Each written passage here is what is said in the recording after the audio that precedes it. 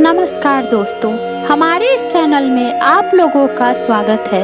आज के इस वीडियो में मैं आप लोगों को संपूर्ण शिव महापुराण के प्रथम खंड के 8वें अध्याय की कथा सुनाने जा रही हूँ। दोस्तों, यदि आप इस चैनल पर पहली बार आए हैं तो चैनल को सब्सक्राइब करके बेल नोटिफिकेशन ऑन कर लें। कथा इस प्रकार है।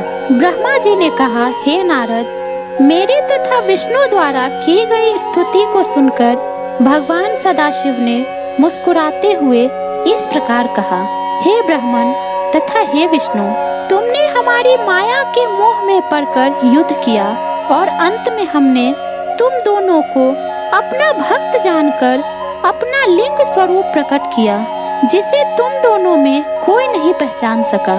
अब तुम्हें यह उचित है कि पारस्परिक विरोध भाव को त्याग कर तुम दोनों ही अहंकार को नष्ट कर दो और वह कार्य करो जिसकी हम तुम्हें आज्ञा देते हैं। हे नारद, इतना कहकर भगवान सदाशिव ने श्वास के मार्ग द्वारा मुझे संपूर्ण वेद पढ़ा दिए। तदुपरांत वे 5 मंत्र भी बताए जिनमें संपूर्ण विद्याएं अंतर्निहित है। उन्होंने सर्वप्रथम प्रणव की शिक्षा दी, जिसके अक्षर वेद कहलाते हैं। शिव जी का सर्वप्रथम वाक्य वही है। तदुपरांत उन्होंने 24 अक्षरों से युक्त वेदों की माता गायत्री का उपदेश दिया। फिर महामृत्युंजय मंत्र की शिक्षा देने के उपरांत उस चिंतामणि मंत्र को सिखाया जो भक्तों को महान सुख देता है। उस वेद तथा मंत्रों को पढ़कर हमें अत्यंत प्रसन्नता प्राप्त हुई। उस समय मैं तथा विष्णु जी कृतज्ञता भरी दृष्टि से उन महेश्वर भगवान की ओर देखने लगे और दर्शन के उस आनंद में आचूर निमग्न हो गए। उन परम प्रभु के दर्शन से हमें जो सुख प्राप्त हुआ उसका वर्णन किसी भी प्रकार नहीं किया जा सकता। हमारे उस अनन्य प्रेम को देखकर भगवान महेश्वर को भी बहुत प्रसन्नता हुई। तब उन्होंने मुझसे यह कहा, हे ब्रह्मा, तुम धन्य हो जो तुम्हें मेरी कृपा से संपूर्ण सृष्टि का स्वामी होने का सौभाग्य प्राप्त हुआ है। अब तुम मेरी आज्ञा स्वीकार कर सृष्टि करो। मुझसे यह कहकर फिर वे विष्णु की ओर देखते हुए बोले, हे विष्णु, तुम सृष्टि का पालन करने के अधिकारी हो। तुम हमें वेद का स्वरूप जानो और वेद में जो कुछ लिखा है उसे हमारी आज्ञा मानकर स्वीकार करो। हे नारद, भगवान त्रिशूलपाणी की आज्ञा सुनकर हम दोनों ने उनसे प्रार्थना करते हुए कहा, हे प्रभु, हमें आपकी आज्ञा स्वीकार है, परंतु हम यह चाहते हैं कि आप स्वयं भी कोई अवतार ग्रहण कर हमारी सहायता करते रहे। तीनों लोकों का पालन करने के पश्चात अंत अर्थात प्रलय का अधिकार आप अपने पास रखें। हमारा यही मनोरथ है। इतना कहकर हम दोनों मौन हो गए। तदुपरांत उनकी मौन स्वीकृति पाकर हमने यह बात कही, हे प्रभु, अब आप सर्वप्रथम हमें यह बताइए कि हम किस रीति के अनुसार आपका पूजन करें। यह सुनकर भगवान भूत भावन ने उत्तर दिया, हे ब्रह्मा तथा हे विष्णु, हमें संसार में तुमसे अधिक प्रिय अन्य कोई न होगा। अब तुम दोनों संपूर्ण चिंता तथा शोक को त्याग कर सुख पूर्वक अपना कार्य करो तथा उस कार्य द्वारा अन्य लोगों को भी सुख पहुँचाओ। हमने तुम्हें कुछ देर पूर्व जो अपना लिंग स्वरूप दिखाया था उसका पूजन करना सर्वथा योग्य है।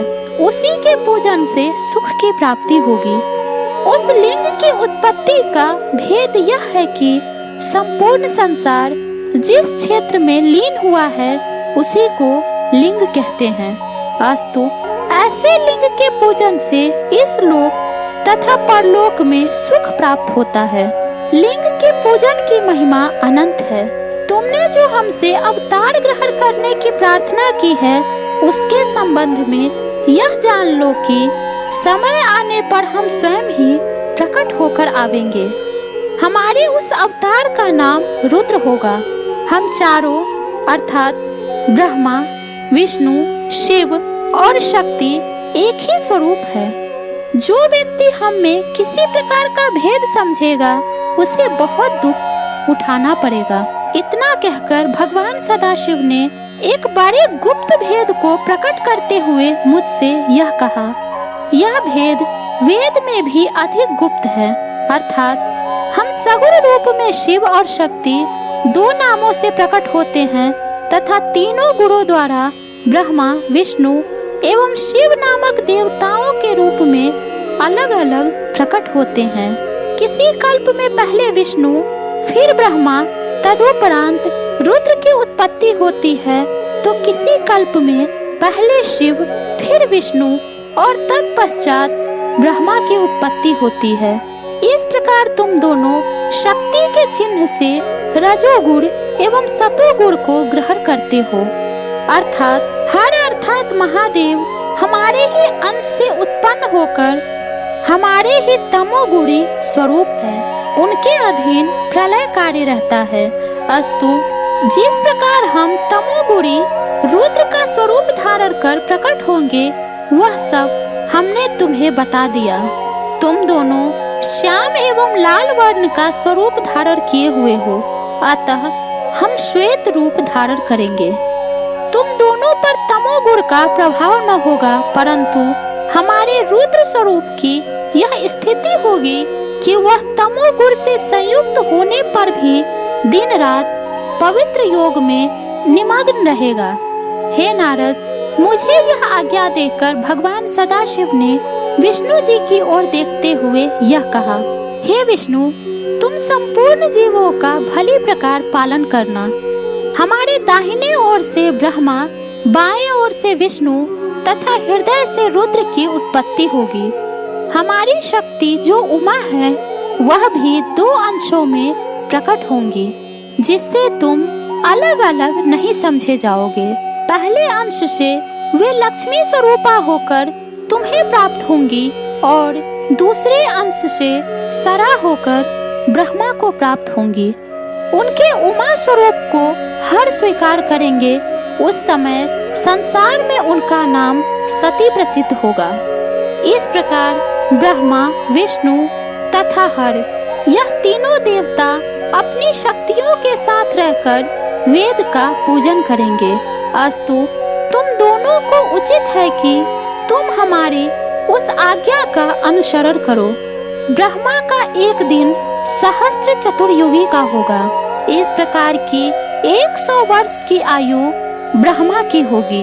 ब्रह्मा की संपूर्ण आयु का समय विष्णु के आधे दिन के बराबर होगा और विष्णु की संपूर्ण आयु का समय हर का एक दिन होगा। ऐसा एक दिन व्यतीत हो जाने पर हमारा सगुण स्वरूप निर्गुण होकर प्रलय कर दिया करेगा। इतना कहकर भगवान सदाशिव ने हम दोनों के मस्तक पर अपने दोनों हाथ रखे। इस प्रकार उपदेश तथा शिक्षा देकर जब भगवान शिव अंतर्धान हो गए, तब हम दोनों शोक से व्याकुल होकर हाथ जोड़कर शिव शिव कहते हुए जिस ओर वे गुप्त हुए थे उसी ओर मुँह किए बारंबार दंडवत करते रहे। दोस्तों, इस प्रकार संपूर्ण शिव महापुराण के प्रथम खंड के 8वें अध्याय की कथा पूर्ण हुई। यह कथा आपको कैसी लगी हमें कमेंट में बताने का प्रयास करें। वीडियो को लाइक करें और अपने दोस्तों के साथ शेयर करें।